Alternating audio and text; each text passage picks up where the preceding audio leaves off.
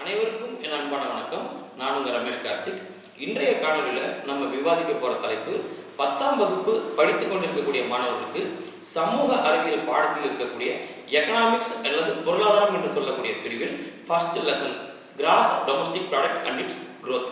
இந்த லெசனில் ஷார்ட் ஆன்சர்ஸை உங்களுக்கு டிஸ்கஸ் பண்ணியிருப்பாங்க. அதில் 4வதாக ஒரு கேள்வி கேட்டிருப்பாங்க. பெர் கேபிட்டா இன்கம் பற்றி டிஸ்கஸ் பண்ண சொல்லியிருப்பாங்க. இன்னைக்கு பெர் கேபிட்டா இன்கம் பற்றி தான் பார்க்க போகிறோம்.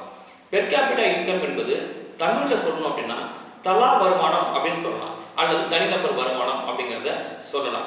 இதை எப்படி கால்குலேட் பண்ணுவாங்க அப்படின்னு கேட்டீங்க அப்படின்னா, ஒரு தேசத்தில் உள்ள மக்கள் அனைவரும் ஒரு வருடம் முழுக்க சம்பாதித்த அந்த பணத்தை பொருட்களை உற்பத்தி செய்து விற்பனை செய்து அல்லது தங்களுடைய முதலீடுகள் மூலியமாக லாபத்தை ஈட்டி அல்லது சேவைகள் செய்து ஒரு வருடம் முழுக்க அந்த தேசத்தின் மக்கள் ஈட்டிய வருமானத்தை அந்த வருடத்தின் முடிவில் சரிசமமா பங்கிட்டு கணக்கிடுறோம் அப்படின்னு சொன்னா அப்ப கிடைக்கக்கூடிய அந்த தொகைக்கு பேர் தான் பெர் கேபிட்டா இன்கம். ஒரு உதாரணத்துக்கு நாட்டு மக்கள் 100 பேர் இருக்காங்க.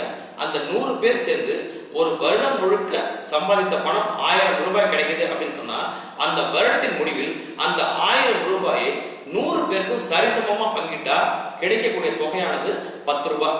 அப்ப அந்த 10 ரூபாய் என்பது தனிநபர் வருமானமாக கணக்கிடப்படும். சரி, இந்த பெர் கேபிட்டா இன்கம் ஏன் கால்குலேட் பண்ணணும் அப்படின்னு சொன்னா, இந்த நாட்டினுடைய மக்களின் வாழ்க்கை தரத்தை தெரிந்து கொள்ளும் ஒரு இண்டிகேட்டரா நம்ம அதை பார்க்கலாம். தனிநபர் வருமானமானது உயரும் பொழுது அந்த நாட்டு மக்களுடைய வாழ்க்கை தரமும் உயருது அப்படின்னு சொல்லலாம்.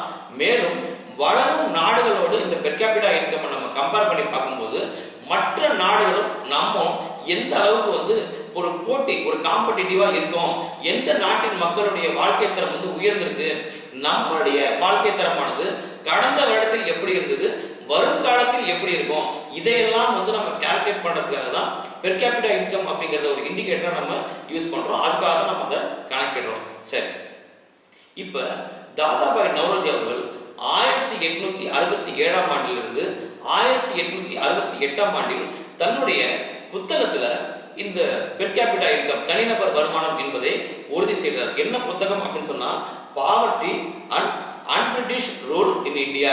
இதை பத்தி தான் அவர் இந்த புத்தகத்துல அவர் தெளிவா சொல்லியிருக்காரு. மீண்டும் இன்னொரு காணொலியில உங்களை சந்திக்கிறேன். நன்றி, வணக்கம்.